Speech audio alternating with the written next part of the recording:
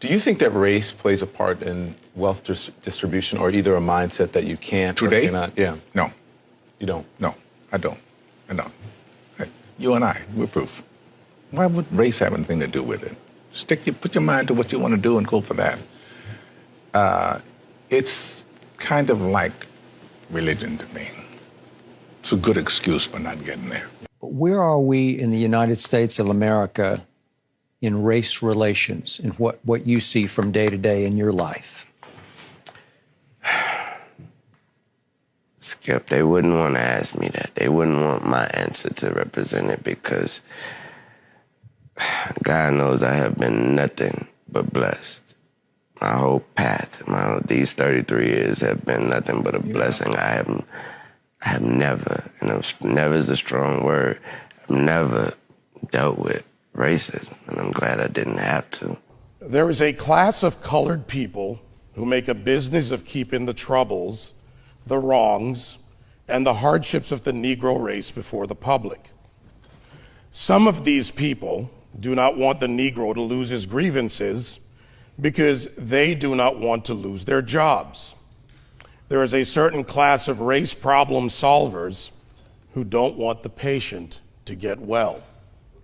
That was said by Booker T. Washington. How are we going to get rid of racism until... Stop talking about it.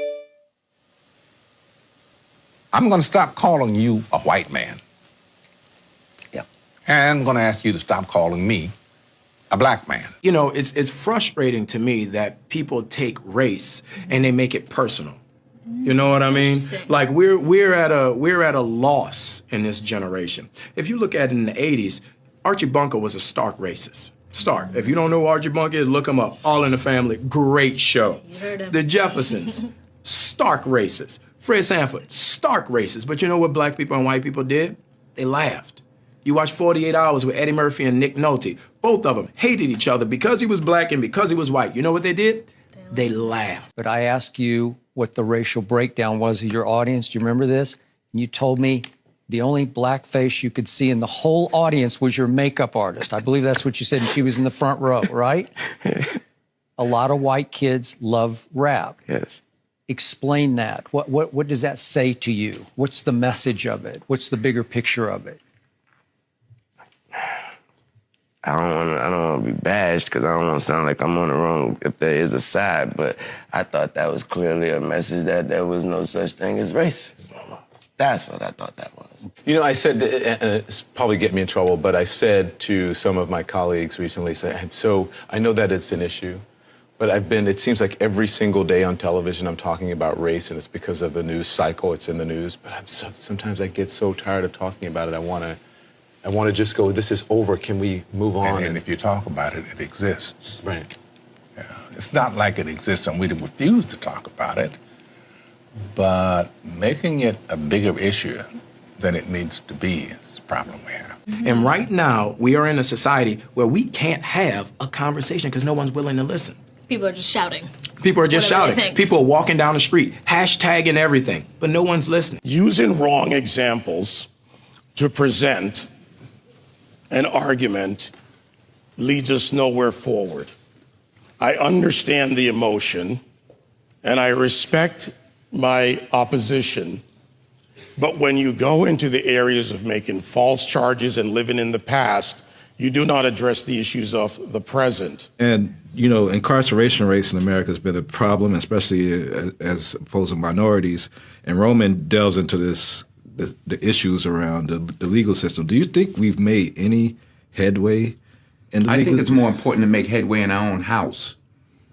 By the time the system comes into play, the damage is done. They're not locking up 7-year-olds. In the 1960s, 80+% of blacks were two-parent homes.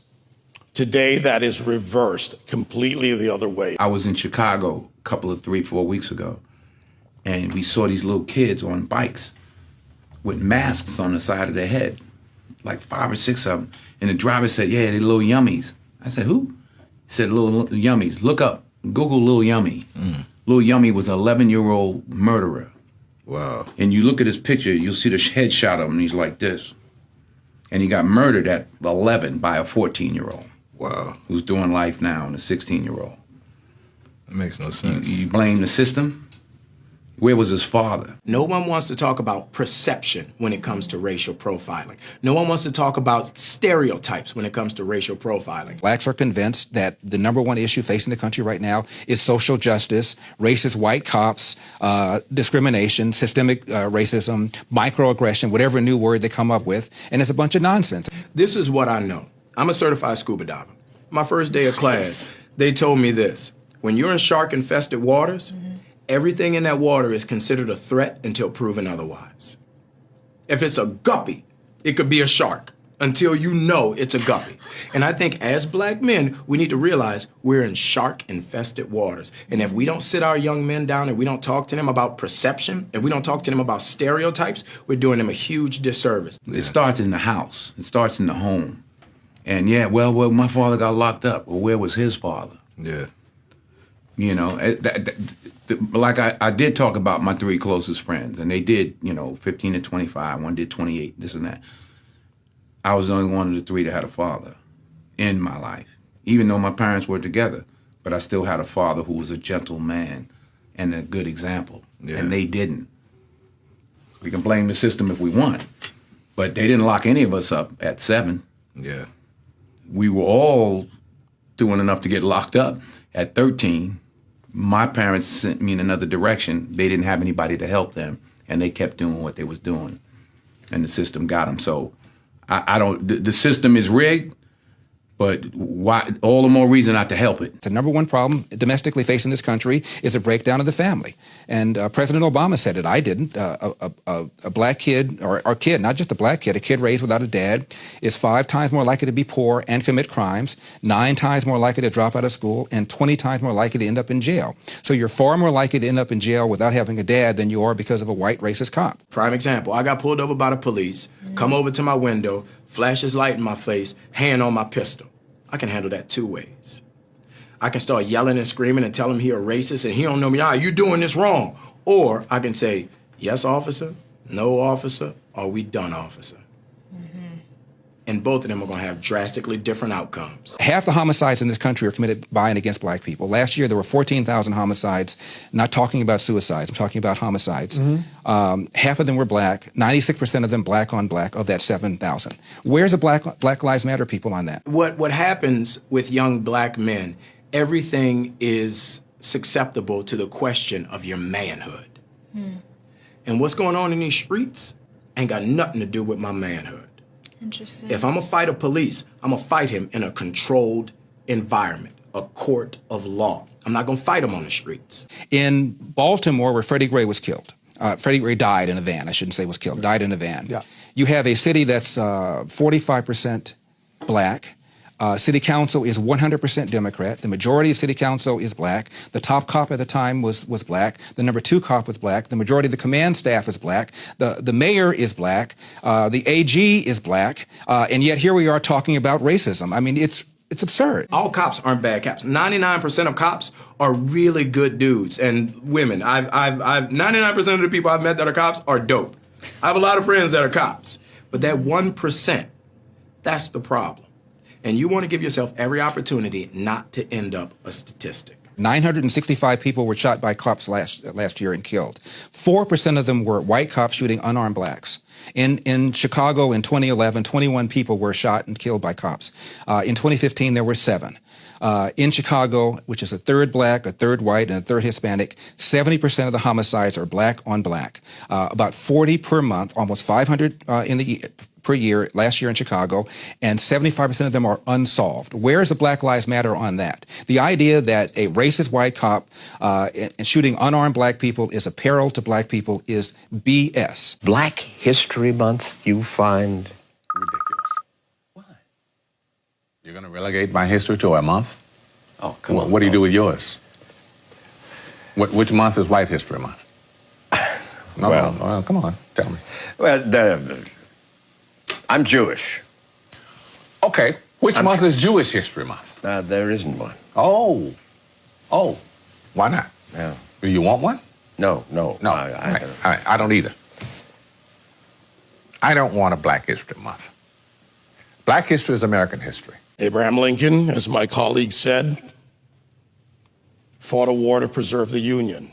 That republic allowed for the people of the United States, under our Constitution, to amend it, therefore removing slavery and then moving forward to the Voting and Civil Rights Act and also the suffrage movement for women. At that same time, and you would say it as strong as anyone, it's no excuse for bombing and destroying your own neighborhood. And burning down wherever it's happening, burning down storefronts and stores that people with mobs is how they get turned into that. Yeah. What's to be gained? You know, if you stop for one split second to think, burning and looting doesn't help you in any way. I understand y'all upset, but like it was already said, I doubt y'all and y'all half as upset as I am. So if I'm not over here wilding out, if I'm not over here blowing up stuff, if I'm not over here messing up my community, then what are y'all doing? I will always continue to say that riots are socially destructive and self-defeating.